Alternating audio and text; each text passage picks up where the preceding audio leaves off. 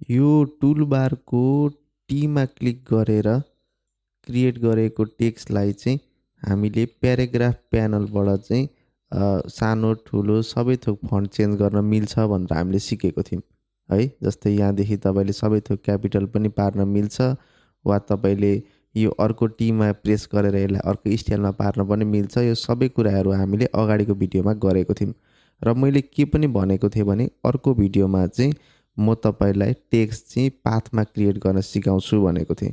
अब त्यसलाई कसरी गर्ने त? त्यसलाई गर्नको लागि चाहिँ हामीले हाम्रो किबोर्डबाट चाहिँ यु प्रेस गर्नु पर्यो। म तपाईँलाई लेखेर पनि देखाइदिन्छु। तपाईँले यु प्रेस गर्नु पर्यो। जस्तै मैले यु प्रेस गरेँ है।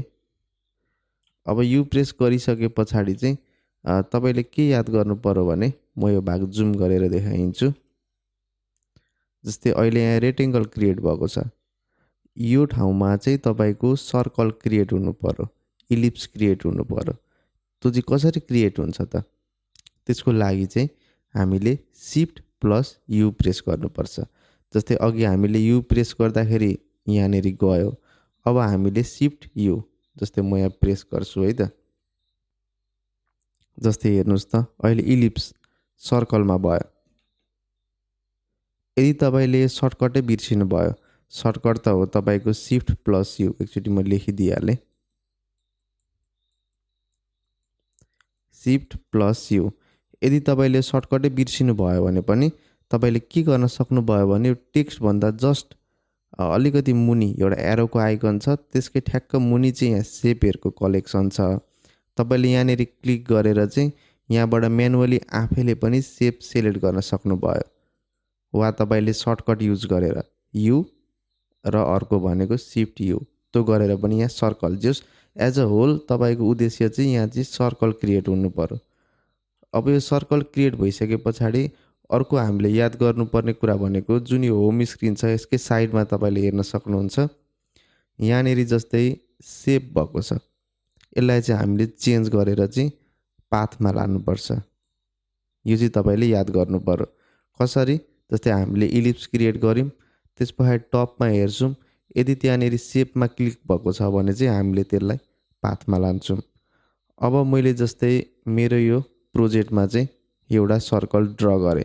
मैले मेरो किबोर्डबाट चाहिँ सिफ्ट पनि प्रेस गरिरहेको छु ताकि बाङ्गो टेढो नहोस्, पर्फेक्ट सर्कल होस्।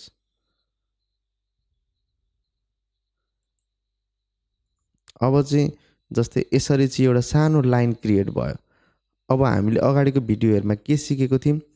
किबोर्डबाट टी प्रेस गऱ्यो भने चाहिँ टेक्स्ट एक्टिभ हुन्छ, टेक्स्ट टुल एक्टिभ हुन्छ, हामीले लेख्न मिल्छ। मैले पनि टी प्रेस गरेँ। अब मैले टी प्रेस गरेर चाहिँ जब मेरो यो माउसको क्रसरलाई चाहिँ ठ्याक्कै यो सेपको माथि लान्छु, यो चाहिँ तपाईँको एउटा स्क्वायर बक्सा जस्तो भयो। यसलाई मैले अलिकति मुनि ल्याएँ भने चाहिँ यो चाहिँ वेब फर्मेटमा भयो, अलिकति एरो जस्तो भएको छ। हेर्नुहोस् है त, जस्तै यो स्क्वायर अलिकति वेब टाइपको भयो, मुनि आए पछाडि सर्कल भयो। यो तिनवटा मोडमा चाहिँ हामीले चाहिँ बिचको मोड सेलेक्ट गर्नु पर्यो। भन्न खोजेको स्क्वायर जस्तो होइन, यो बिचको चाहिँ जस्तै यो वेब जस्तो फर्म भएको छ, यो देखिने बित्तिकै माउसले क्लिक गर्नु पर्यो। अब यहाँ चाहिँ हामीले जे लेखे पनि तपाईँको सर्कल चाहिँ जस तपाईँको टेक्स्ट चाहिँ सर्कल जस्तो ठ्याक्क घुमेर आउने भयो। अब यो चाहिँ कहाँनिर युज हुन्छ त? रिबन ब्याच, अब तपाईँको हार्दिक सम्वेदना वा हार्दिक बधाई पनि यसरी लेख्न सकिन्छ। अरू पनि धेरै ठाउँमा फ्लेक्स डिजाइनमा पनि यो युज हुन्छ। स्कुलकै लोगो स्ट्याम्पहरू बनाउँदा पनि यो फर्मुला युज हुन्छ। तपाईँले यस्तो धेरै कुराहरूमा चाहिँ यो कुरा युज गर्न सक्नुहुन्छ। र सँगसँगै यसमा मैले एउटा एक्स्ट्रा कुरा पनि भनिदिइहालेँ तपाईँलाई। जस्तै तपाईँले टेक्स्टको कलर चेन्ज गर्नु पर्यो भने सबैभन्दा सुरुमा त सबै यो टेक्स्टलाई सिलेक्ट गर्नु पर्यो। त्यसको लागि तपाईँले आफ्नो किबोर्डबाट Ctrl+A म लेखिदिन्छु है त।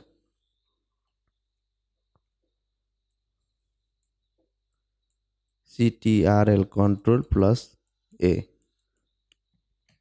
Ctrl+A भनेको चाहिँ सबै सिलेक्ट भयो भनेको। त्यस पछाडि Ctrl+C, यसरी चाहिँ तपाईँले गर्न मिल्यो। अब मैले सबै टेक्स्ट सेलेक्ट गरेको छु, यो कन्ट्रोल सी चाहिँ नगर्दा पनि हुन्थ्यो। जस्तै मैले कन्ट्रोल ए गरेँ, सबै टेक्स्ट सेलेक्ट भयो। अब यहाँ माथि तपाईँले हेर्न सक्नुहुन्छ कलरको एउटा चाहिँ रेक्टेङ्गल खाले बक्सा भएको छ।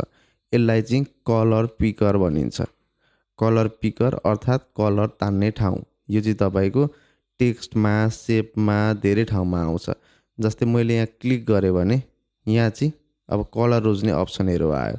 मैले यहाँदेखि जुन कलर सेलेक्ट गर्छु मेरो टेक्स्टको कलर पनि त्यही हुन्छ। तपाईँले यसरी चाहिँ टेक्स्टको कलर पनि चेन्ज गर्न मिल्यो।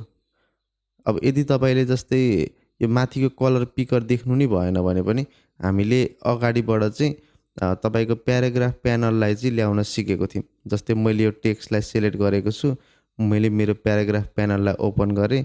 त्यहाँनिर पनि तपाईँले यहाँ कलर लेखेको अप्सन चाहिँ भेटाउनुहुन्छ। तपाईँले यहाँबाट पनि यसको कलर चाहिँ यहाँ क्लिक गरेर आफ्नो रिक्वायरमेन्ट अनुसार चेन्ज गर्न मिल्यो। यो भिडियोमा हामीले विशेष गरी दुईवटा कुरा सिक्यौँ। के सिक्यौँ त? एउटा भनेको टेक्स्टलाई पाथमा घुमाएर राख्नको लागि सिक्यौँ र अर्को भनेको टेक्स्टको कलर चेन्ज गर्न सिक्यौँ। यदि केही कन्फ्युजन छ भने यो भिडियोको डिस्क्रिप्सनमा मेरो WhatsApp नम्बर छ, मलाई मेसेज गर्न सक्नुहुन्छ।